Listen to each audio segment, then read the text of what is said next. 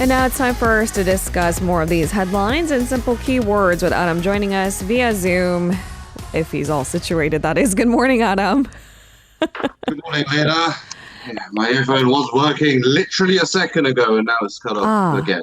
That might just be a clue as to what's wrong, because if you could hear me prior to your appearance, that might be another clue. We'll figure it out over the weekend, the long weekend.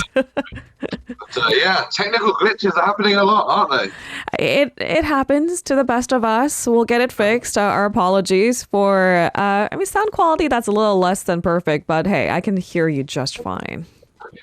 All right, we're ready? Yeah, we're good to go. Sorry, just a little taken aback. Flustered. It also happens to the best of us. All right, let's jump into our keyword news portion of the day. We're going to try to clarify some of these major headlines for our listeners. Now, here's where technical glitches count for a lot more than just bad sound quality. After a 24-hour delay, it seems that Nuri has launched. This is our first pick of the day. Nuri launched. So Korea's homemade Nuri rocket has delivered a commercial-grade satellite into orbit for the very first time after that delay. What's the latest on this front, Adam? Yeah, so it was scheduled to be launched at 6:24 the day before yesterday, but it was delayed by a day and launched at the same time at 6:24 p.m. Yesterday. And it is the third flight, and it came about after the issue was fixed overnight. So it was a slight technical glitch, so nothing that needed the rocket itself to be put down from the launch pad and re-inspected. It was just a simple fix. Now, among 8 satellites aboard the rocket, the main commercial-grade satellite did make contact with the base station in Antarctica after successfully separating from the space vehicle. 6 other cube satellites have also been deployed, but the Science Ministry said it was still checking if one remaining cube satellite was released normally. So not 100% success, if you will. There's still one satellite of which the whereabouts is still unknown. Now, President Yoon said the launch placed South Korea among the top 7 countries that have put domestically produced satellites into orbit with their domestically built space launch vehicles. He also congratulated the organizations and companies involved. This was a public and private collaboration. The Nuri is central to Korea's ambitious plans to jumpstart its space program and boost progress in spy satellites and even lunar probes possibly down the line as well. But this all could cause tensions with North Korea at the same time as well, which is preparing to launch its first military spy satellite also. Seoul also plans to launch military satellites, but has ruled out any weapons use for the Nuri anyway. So there you have it. So a third successful launch with a real practical commercial satellite in orbit, all using homemade technologies. I mean, there's a reason why space is considered the next big frontier. It doesn't have just commercial implications. I mean, on the South Korean peninsula, also its military caliber comes into question, which you rightfully point out. Now, I think it's also interesting to know that not only are we G7 as far as our size of the economy goes, but as far as the space race goes. Who knew?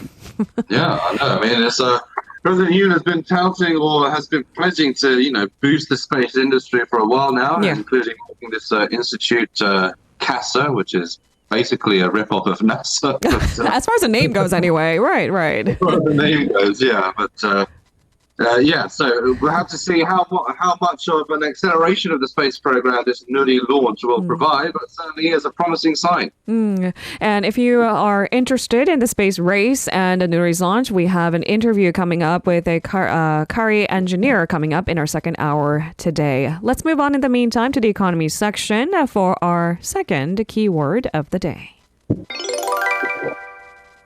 Growth outlook cut. So Korea's central bank has cut the country's growth outlook for the year. So this is BOK's projection. It has also frozen the base interest rate for the third consecutive time. What's the latest, Adam? Yeah, so the Bank of Korea lowered this year's growth forecast to 1.4%, which is down from the previous 1.6%. The revised growth forecast is lower than The 1.5% that was actually widely projected by multiple financial institutions, both here and abroad. Now, the BOK's updated outlook comes amid concerns that an economic slowdown has become a bigger concern than inflation. Correspondingly, the BOK's inflation outlook remained unchanged at 3.5% for this year. The BOK also kept the base interest rate at 3.5% as well. The central bank's monetary policy board said domestic economic growth has continued to slow with the ongoing sluggishness of exports and investments, although private consumption has shown a modest recovery led mostly by services. It added that domestic economic growth is expected to remain weak for some time, however, but the board said inflation continues to moderate as expected. Now, the BOK governor, Lee Chang-yong, attributed the downward growth revision to the slower than expected recovery of China, as well as a delayed rebound in Korea's semiconductor and IT industries. And he warned that Korea has already entered the stage of low growth in the long term, citing the need for reforms in the labor, pension, education, and other sectors to tackle the low birth rate and an aging population. President Yoon has also been trying to get these reforms in those areas as well. And now he also cited the need to enhance support for people who are financially vulnerable to current economic circumstances, although he allayed worries that the country will face a financial crisis. He acknowledged the interest rate gap with the US as well as a risk factor, but he did add that the BOK will not be obsessing over it. And now, the rate freeze was widely expected, as we mentioned yesterday as well. There's also been speculation that the BOK may even cut the rate sometime this year, but the BOK governor downplayed the possibility of a rate cut. He actually hinted that the rate could actually be raised again if inflation continues to be a problem. I mean, the rising of electricity and utilities prices as well is certainly a factor that could play into increased inflation risks as well. So that could, of course, prompt the central bank to raise rates once again after staying pat on them. But there you have it. So the economy growth outlook is not that rosy at the moment. Let's take it a day in stride. That's sort of been our go-to answer this entire year. And I think it's safe for us to assume that these projections are also subject to change, but that's the latest on that front. Let's move on to our third keyword of the day. Rental scam law. So here's a story that we've been closely following for months now, and the National Assembly has passed a special bill aimed at assisting the victims of home rental scams. It's expected to take effect next month, just around the corner, actually.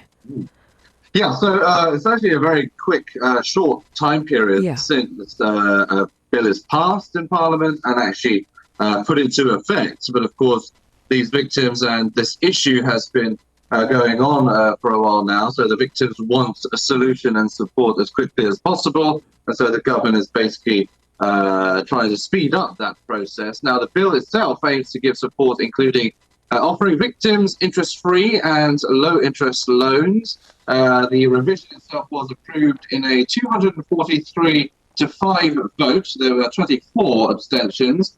Now, under the bill, the government will provide interest-free loans to affected tenants for up to 10 years for the portion of the deposits they made when the property they reside in is put up for auction or public sale. The ceiling amount for the loans will be 55 million won for properties located in Seoul and will, of course, vary in other parts of the country. Loans at low interest rates between 1.2% and 2.1% will be available for amounts exceeding that limit. The bill also includes tenants residing in commercial facilities, as well as others who signed up for Chunse, which is the name of this rental scheme, under double contracts. Additionally, 70% of the legal fees incurred by tenants attempting to purchase homes that were auctioned off or sold publicly will be covered by the Korea Housing and Urban Guarantee. The bill also includes reducing local taxes when the victimized tenants purchase homes as well. Now, the bill is expected to be promulgated through the cabinet next week and take effect, as you said, on June 1st. The government said the revision will be implemented quickly by shortening relevant procedures, including legislative notice, as much as possible. The special bill will be enforced temporarily for 2 years and will be subject to extension upon bipartisan agreements every 6 months. There doesn't seem to be any kind of bipartisan disagreement as far as the support comes in terms of this rental scam support measures and supporting the victims. So it could be that the bill and the support measures are extended. But yes, 2 years is the initial period. All right, let's move on to our fourth keyword of the day. Rich get richer. So as overall household income in Korea increased in the fourth quarter of this year, the income gap between the rich and poor has also widened. You know that saying, the rich are getting richer while the rest of us are left behind. So tell us the details. Exactly, yes. The income disparity has also always been an issue in Korea, ever widening for years now. Now, Statistics Korea data shows the average monthly income of the bottom 20% income bracket rose just over 3% on year to 1.07 million won. Those in the upper 20% group made 11.48 million won. That's up 6% from a year earlier. The country's distribution ratio for disposable income, which is a key barometer of earnings equality, reached 6.45 in Q1, up from 6.2 tallied a year earlier. A higher ratio basically means wider inequality in income distribution. It implies that the top 20% had 6.45 times more earnings than those in the bottom 20% over the cited period. Now, the rate of income increase in the top 20% was also nearly double that of the bottom 20%. Now, overall, the country's household income rose about 5% on year in the first quarter to just over 5 million won. Now, when adjusted for inflation, however, the income remained unchanged. Now, profits earned through wages rose 8.6% on year to an average of 3.3 million won per month. The average monthly income from business operations came to 804,000 won, which is actually down about 7% on year amid signs of an economic slump. So most people's incomes have been raised, apart from mine, but the gap, however, is still ever widening. The idea is not to marginalize any group, but just to keep tabs who gets rich at what pace. This seems to be the point of this contention, too. I have so much to add to this story, but because we're limited on time, let's move on for now. I'm sure we'll have other opportunities. This is our final keyword of the day. Lethal aid. So Seoul's presidential office has neither admitted nor denied foreign media reports that Korea would in fact provide roundabout military support to Ukraine through the United States. This is separate from the humanitarian aid that South Korea has been directly offering Ukraine for months now. Can you tell us more on the latest report?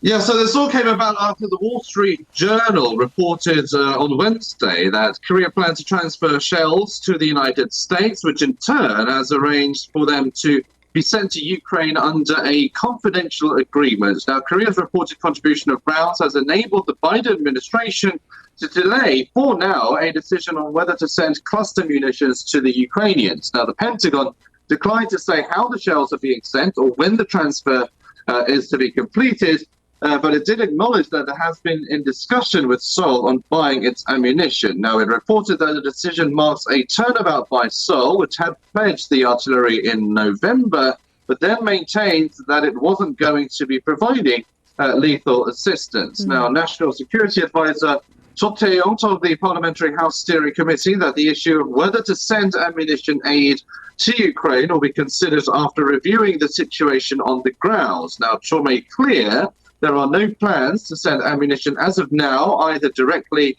or via Poland. But a top office official said, quote, "We respect the people's right to know, but we also are considering diplomatic variables," a very kind of grey kind of confirmation or non-confirmation, if you will. Now, Korean military authorities also said the report is inaccurate and that the Korean government's position remains unchanged. The Defense Ministry spokesperson Tonhagu told reporters that there was some discussion about the export of ammunition between the US Department of Defense and Korean companies, but the government cannot confirm or expand on the details. So they've left it quite vague at the moment. So there has been rising speculation as to whether Korea will provide lethal aid to Ukraine via other routes or means. When the time is right, I'm sure we'll get more details. But for now, vague answer it is. Thank you very much, Adam. Our listeners want to ask, are you guys having a long weekend? We are not. Some of our listeners might be. It's one of the perks of radio, isn't it? See you Monday, bright and early. Have a safe weekend, Adam. Have a great weekend. See you next week. If you're listening to our program using the podcast service, just a reminder that we do go live Monday through Friday, 7 a.m. Korea Standard Time. So tune in and help us make the show more informative by giving us your input. See you bright and early on Good Morning Seoul.